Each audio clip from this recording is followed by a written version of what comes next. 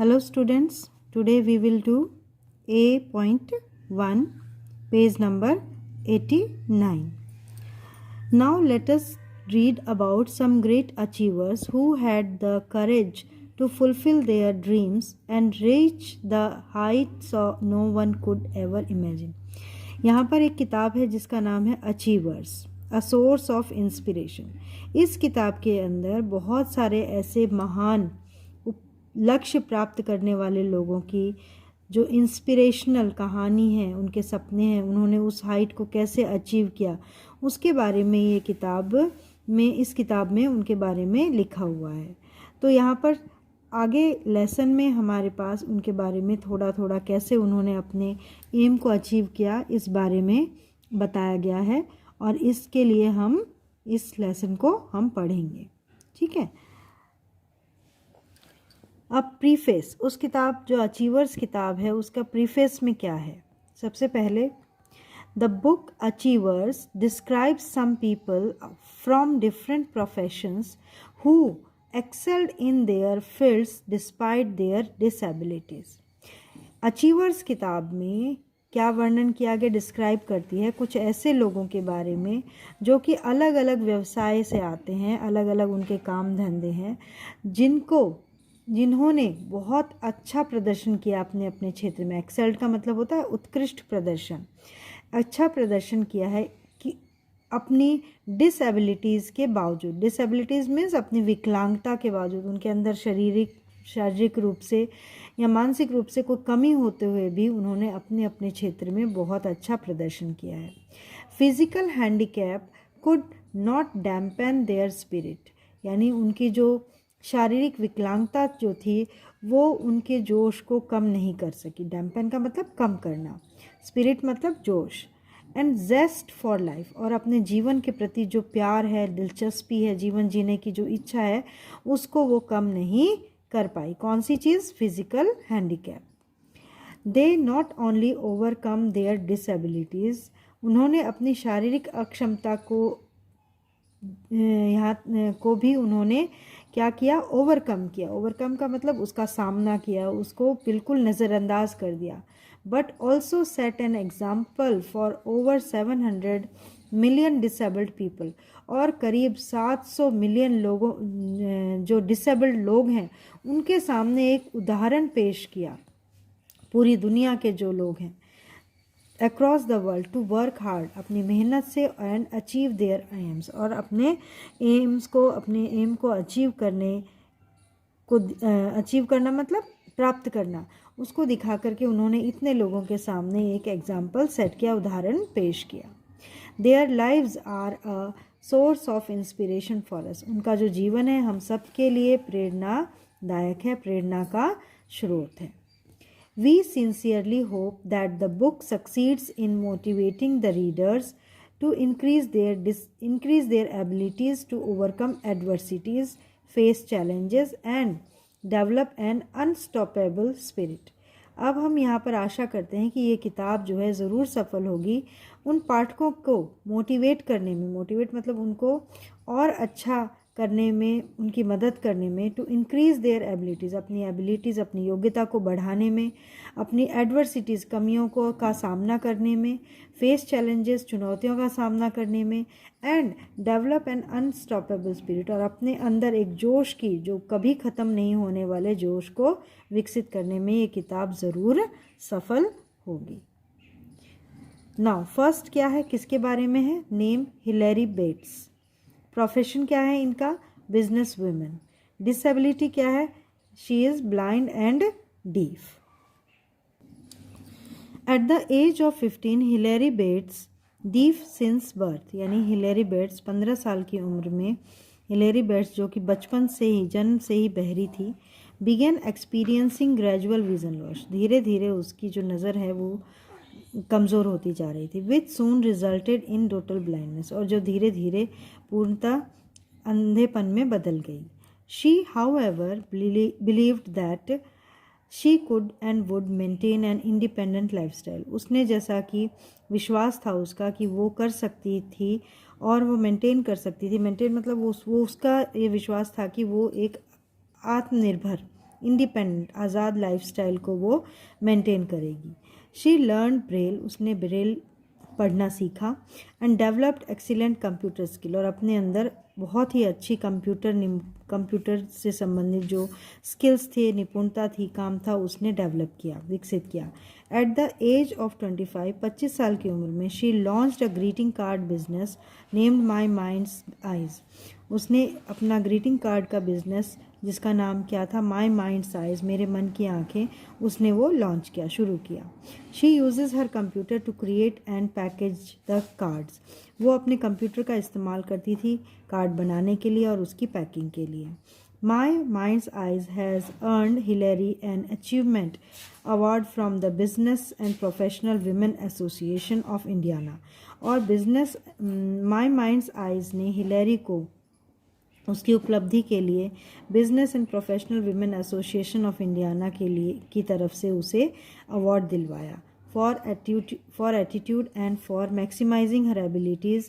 अपनी जो उसकी योग्यता थी उसको बढ़ाने के लिए, बाय यूजिंग, किस चीज़ के इस्तेमाल से, by using of character, confidence and self determination, अपने आत्मविश्वास, चरित्र और सेल्फ डिटर्मिनेशन यानी दृढ़ निश्चय की वजह से जो उसने प्राप्त किया, उसके लिए उसे business and professional women's association of Indiana की तरफ से उसे सम्मानित किया गया।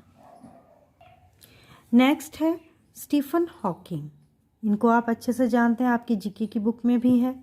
प्रोफेशन क्या है? एस्ट्रोनॉमिकल फिजिसिस्ट एंड मैथमेटिशियन, यानी कि ये भौतिक विज्ञानी हैं और मैथमेटिशियन थे, ठीक है ना। इनका जिसे रिसेंटली अभी कुछ पिछले साल ही इनकी डेथ हुई है। सो डिसेबिलिटी क्या थी इनकी? Motor neuron disease. ये एक प्रकार की रेयर बीमारी है जो बहुत कम लोगों को होती है, ठीक है। Stephen Hawking one of the greatest astronomical physicist of modern time. आज मॉडर्न आधुनिक समय के ये बहुत ही महान भौतिक विज्ञानी हैं, स्टीफन हॉकिंग थे। डेवलप्ड मोटर न्यूरॉन डिजीज, इनको ये बीमारी हो गई, विच वर्सन विद टाइम, और जो समय के साथ साथ और बदतर हालत होती गई। And left him confined to the wheel chair, और जिसकी वजह से इनको हमेशा के लिए व्हील चेयर तक सीमित होना पड़ा। कन्फाइंड मतलब सीमित होना। हिज स्पीच, उनकी जो आवाज़ थी, टू गॉट मोर स्लर्ड, वो भी बिल्कुल अच्छे से प्रोनाउंस नहीं होती थी, यानी कि वो ठीक से बोल भी नहीं पाते थे। अनफॉर्चुनेटली, दुर्भाग्य से, आफ्टर एन ऑपरेशन के बाद ही lost his ability to speak all together, और वो उनकी जो बोलने की शक्ति थी वो भी पूरी तरह से चली गई। For a time the only way he could communicate was to spell out words. समय के साथ साथ उनके पास एक ही रास्ता था कि वो बातचीत करने का, उनके पास एक ही तरीका रह गया था कि वो वर्ड्स को क्या करें, स्पेलिंग करें, उसकी स्पेलिंग बताएं, लेटर बाय लेटर, यानी एक एक अक्षर। बाय रेजिंग हिज आईब्रो, अपनी आईब्रो ऊपर नीचे करके, इशारे करके। When someone pointed to the right letter, यानी कि अगर कोई सही शब्द को पॉइंट करे, जैसे ये लेटर लिखा हुआ है और अगर मैंने लेटर के ऊपर उंगली रखी है तो वो अपनी पलकों को झपका करके बताते थे कि हाँ ये सही शब्द है या सही लेटर है, सही अक्षर है। आफ्टर सम टाइम, कुछ समय बाद, a specially design computer program called Equalizer, एक विशेष प्रकार का कंप्यूटर डिज़ाइन किया हुआ जिसका नाम इक्वलाइज़र था, allowed him to communicate much better, उससे वो और अच्छे से लोगों से इशारे से बातचीत करने लगे। Using this system he has written a book and dozen of scientific papers, इसकी मदद से उन्होंने एक किताब लिखी और कई सारे दर्जनों साइंटिफिक विज्ञान से संबंधित उन्होंने लेख लिखे। नेक्स्ट है name Kevin Saunders.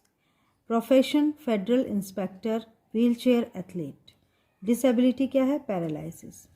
Kevin became paralysed from chest down after surviving a grain elevator explosion. Kevin जो थे अपने छाती से नीचे तक उनका पैरालाइज यानी लकवा की बीमारी हो गई थी। कब? एक ग्रेन एलिवेटर यानी अनाज को ढोने वाली जो लिफ्ट होती है उसमें एक्सप्लोजन के बाद, विस्फोट के बाद। The accident broke his back, उसने एक्सीडेंट की वजह से उनकी कमर टूट गई। मेड हिज लंग्स कोलैप्स, उनके जो लंग्स थे वो भी बहुत ज़्यादा उनको नुकसान पहुंचा। And caused massive internal injury, और आंतरिक बहुत सारी इंजरीज उनको हुई। Doctors did not believe he would survive, doctors का ये कहना था कि उनको विश्वास नहीं था कि वो जीवित बचेंगे।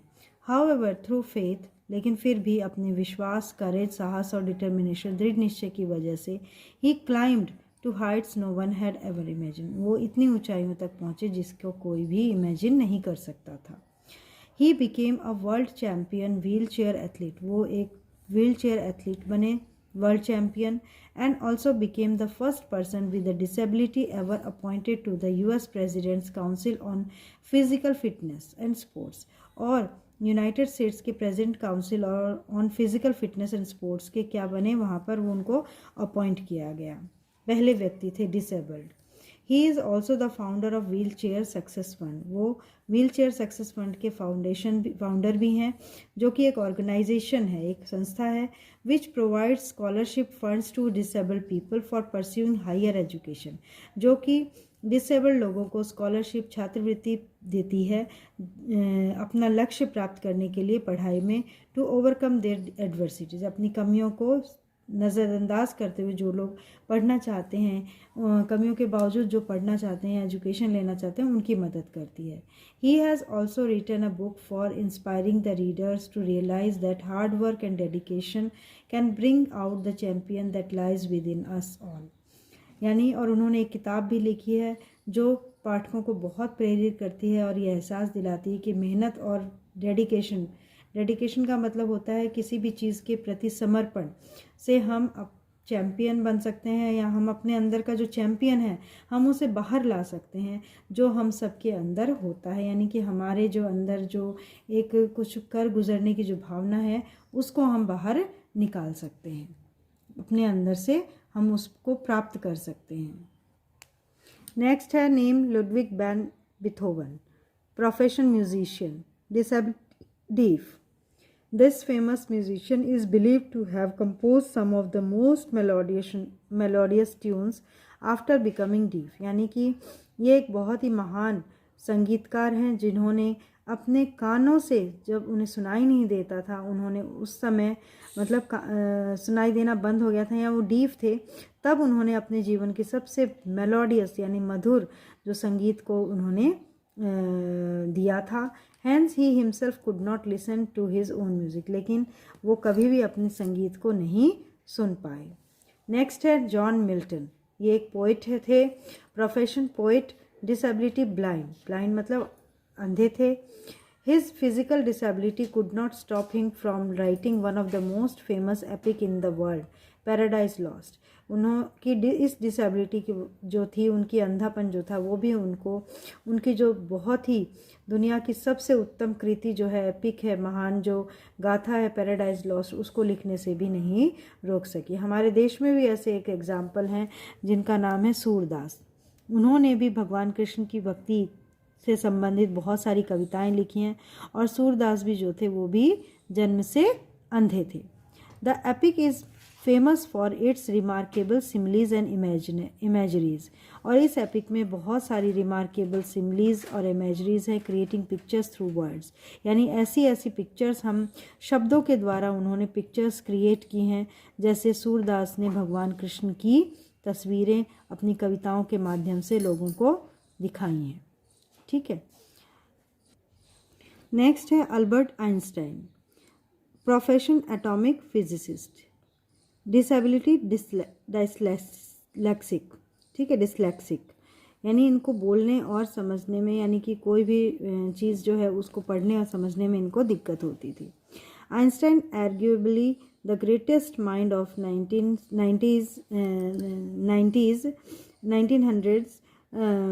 could not speak till the age of 3, यानी कि आइंस्टाइन जो थे वो 1900 के जो सबसे ग्रेट माइंड थे, यानी जो 20वीं सदी थी हमारी, उसके सबसे महान वैज्ञानिकों में से एक थे, जो कि 3 साल की उम्र तक बोल नहीं सकते थे, बिल्कुल बोल नहीं पाए थे।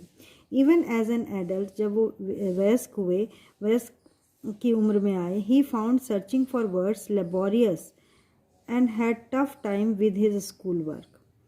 He could hardly express himself in written language, यानी वो अपने आप को रिटन लैंग्वेज में अपने आप को बहुत मुश्किल से एक्सप्रेस कर पाते थे. And yet he propounded the theory of relativity. इसके बावजूद उन्होंने थ्योरी ऑफ रिलेटिविटी एंड की उन्होंने के बारे में उन्होंने बताया, सजेस्ट किया. And came to be known as one of the most brilliant scientist ever. और सबसे ब्रिलियंट तेज़ दिमाग वाले साइंटिस्ट में उनका नाम आता है. नेक्स्ट है Thomas Alva Edison. Profession scientist. Disabilities learning disability and slightly deaf, यानी पढ़ने में उनको याद करने में उनको डिसेबिलिटी थी एंड स्लाइटली डीफ, और थोड़ा सा उन्हें सुनाई कम देता था. Edison most famous for inventing electric bulb, record player and cinematic camera. इनको इन सब चीज़ों के इलेक्ट्रिक बल्ब, रिकॉर्ड प्लेयर और सिनेमैटिक कैमरा के इन्वेंटर के रूप में जाना जाता है. वॉज अनेबल टू रीड, वो पढ़ने में असमर्थ थे. Till he was 12 years old, जब वो 12 साल के थे तब भी वो पढ़ नहीं पाते थे.